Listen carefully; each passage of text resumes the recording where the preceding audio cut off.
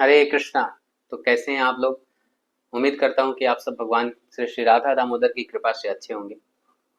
तो आज के जो भी टॉपिक है उस पर चर्चा करने से पहले हम भगवान और प्रभुपाद का को प्रणाम करके और फिर आगे बढ़ेंगे। नमः ओं विष्णुपादाय कृष्णपृष्ठाय भूतले श्रीमते भक्ति वेदांत स्वामिनिति नामिने नमस्ते सारस्वते देवे गौरवाणी प्रचारिणे निर्विशेष शून्यवादी पाश्चात्य देश तारिणे नमो महावदान्याय कृष्ण प्रेम प्रदायते कृष्णाय कृष्ण चैतन्य नामने गौरत्विषे नमः। नमो ब्राह्मण्य देवाय गो ब्राह्मण्य हिताय च जगदिताय कृष्णाय गोविंदाय नमो नमः। हरे कृष्ण कृष्ण कृष्ण हरे हरे हरे राम राम राम हरे हरे। हरे कृष्ण।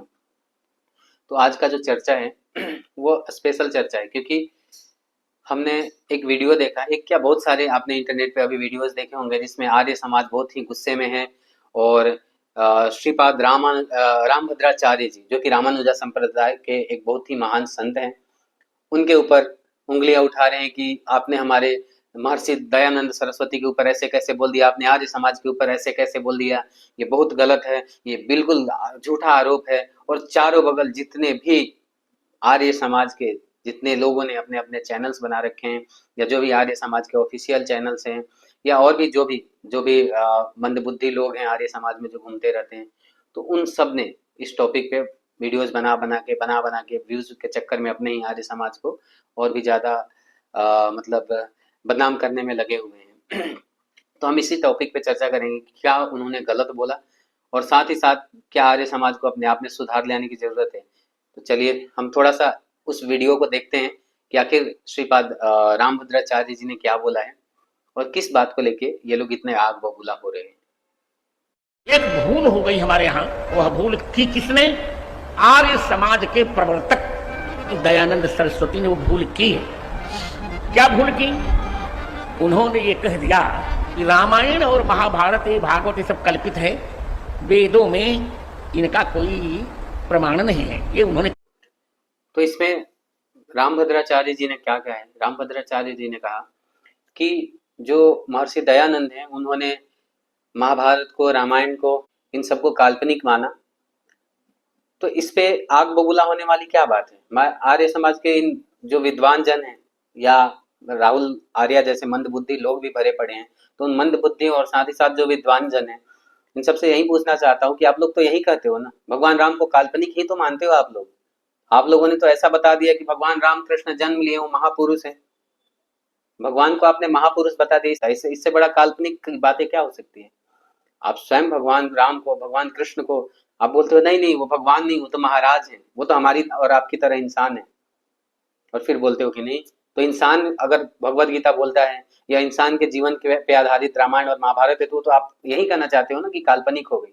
आप तो भगवान राम और भगवान कृष्ण से बड़े आप महर्षि देव दयानंद बताते हो कि महर्षि देव दयानंद राम और कृष्ण से भी बड़े हैं। कई आर्य समाजी ये कहते घूमते फिरते हैं, तो क्या ये सत्य नहीं है? दूसरा सवाल आपसे ये है कि आप लोगों को आज बहुत बुरा लगा, अगर आपके आर्य समाज के ऊपर उन्होंने कुछ टिप्पणी की तो आपको आज बुरा लगा। आज सभी चैनलों के माध्यम से, सभी आर्य समाज संस्थाओं की तरफ से हर जगह प्रदर्शन हो रहे हैं कि रामभद्राचार्य जी माफी मांगिए, ये करिए वो करिए, और जो आपके समाज में मंदबुद्धि लोग हैं उन्हें गालियां तक दे रहे हैं। कमेंट्स में जाके पढ़िए तो गालियों से भरी पड़ी है। इतने बड़े आचार्य जिन्होंने राम जन्मभूमि के लिए सारे प्रमाण और तर्क प्रस्तुत किए और उनको आज गालियां सुननी पड़ रही है। तो आप जैसों की सोच और निजता का प्रमाण इससे ज्यादा क्या दिया जा सकता है? आप लोगों को उस दिन बुरा नहीं लगा था जिस दिन आपके ही संस्था से एक मंद बुद्धि ऊपर उठकर आया और इस कौन पे आरोप लगाया? उसने स्वामी प्रभुपाद पे आरोप लगाया और आप लोगों को उस दिन शर्म नहीं आ रहा था? उस मंद बुद्धि बालक को कहीं भी किसी भी ऑफिशियल चैनल से आर्य समाज ने खंडन किया था कि हमारे संस्था का बालक नहीं है, हमारे संस्था से जुड़ा हुआ व्यक्ति नहीं है, या कहीं से भी उसका विरोध किया था? आप लोगों ने एक भी विरोध प्रदर्शन किया था उसके खिलाफ कि नहीं ये तो तुम कर रहे हो, ये हमारे धर्म के, जो भी हमारे धर्म के लोग हैं, जो भी हमारे भगवान राम और भगवान कृष्ण को मानने वाले, उनको ठेस पहुंचेगा? इतने सारे लोग जो संसार में भगवान कृष्ण को आज इस्कॉन की वजह से भगवान कृष्ण को मान रहे हैं, भगवान कृष्ण की पूजा कर रहे हैं, उनको ठेस पहुंचेगा। आपने ये सोचा था? आपने 1% भी इस बारे में नहीं सोचा। आज आपकी संस्था पे कोई आरोप लगा रहा है तो आपको दुख लग रहा है, आप जगह जगह घूम के,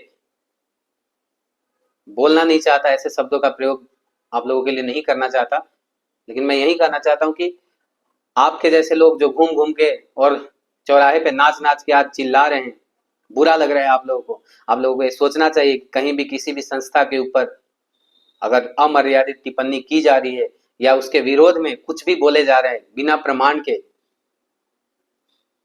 तो इस चीज पे आपको चिंतन करना चाहिए, और चिंतन करके और फिर वैसे लोगों को आपको सजा देनी चाहिए या वैसे लोगों को फिर सबक सिखाना चाहिए। नहीं तो कल के आप पे अगर टिप्पणी किया जा रहा है तो आपको बुरा लगने लग रहा है। यदि आप किसी को क्रिटिसाइज करते हो तो खुद भी क्रिटिसाइज होने के लिए तैयार रहो। क्षमता क्रिटिसाइज होने की नहीं है और आप लोग शास्त्रार्थ साथ साथ चिल्लाते रहते हो। शर्म आनी चाहिए आप जैसे लोगों को। आप जैसे बुद्धिमानों पे तो क्या कहूं, डूब मरना चाहिए आप जैसे लोगों को, और ऐसे नकली समाज के समाजियों को जो अपने आप को आर्य समाज बोलते हैं, थोड़े से में बपक उठे, चले आए इतने बड़े आचार्य को क्रिटिसाइज करने, जिनको शास्त्र की दो बातें नहीं आती, आर्य समाज का टैग लगा के घुस जाते हैं। और नहीं तो भगवान राम आ रहे थे, भगवान कृष्ण आ रहे थे। भगवान राम कब आर्य लिखते थे अपने नाम के पीछे, लेकिन कब लिखते थे राम आर्य कृष्ण आर्य? सिर्फ नाम के पीछे आर्य लगा देने से कोई आर्य हो जाता है? मंद बुद्धि मत बनो आप लोग, और शास्त्रों को समझिए। वेद वेद चिल्लाते रहते हो, लेकिन वेदों से कभी प्रमाण कुछ नहीं देते हो आप लोग। फालतू की इधर के लॉजिक उधर के लॉजिक, कुछ भी बकवास करते रहते हो आप। तो समझिए इस चीज को। अगर आप किसी को क्रिटिसाइज कर रहे हो तो क्रिटिसाइज होने के लिए तैयार रहो। इस्कॉन ऐसी संस्था है जो प्रेम से बात कर रही थी आपसे। बहुत सारे ऐसे भक्त लोगों ने आपके ऊपर वीडियो बनाया था, आपके समाज के ऊपर, लेकिन बहुत समझदारी से और बहुत ही सहनशीलता से उन्होंने जवाब भी दिया था उस बात का जो आपके मंद बुद्धि बालक ने किया था। तो ऐसे जो लोग होते हैं उन पे भी आप लोग अंकुश लगाया करो।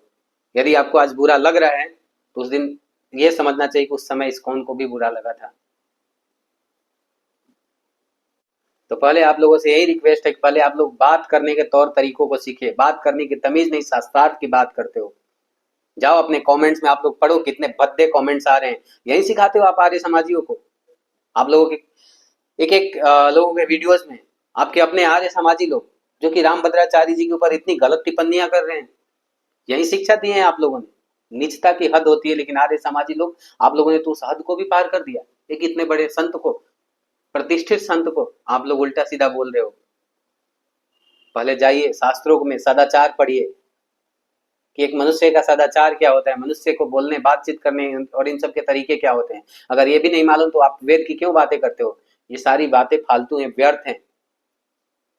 Thank you. हरे कृष्ण कृष्ण कृष्ण हरे हरे, हरे राम राम राम हरे हरे। श्रील प्रभुपाद की जय। हरे कृष्णा कृष्णा कृष्णा हरे हरे, हरे राम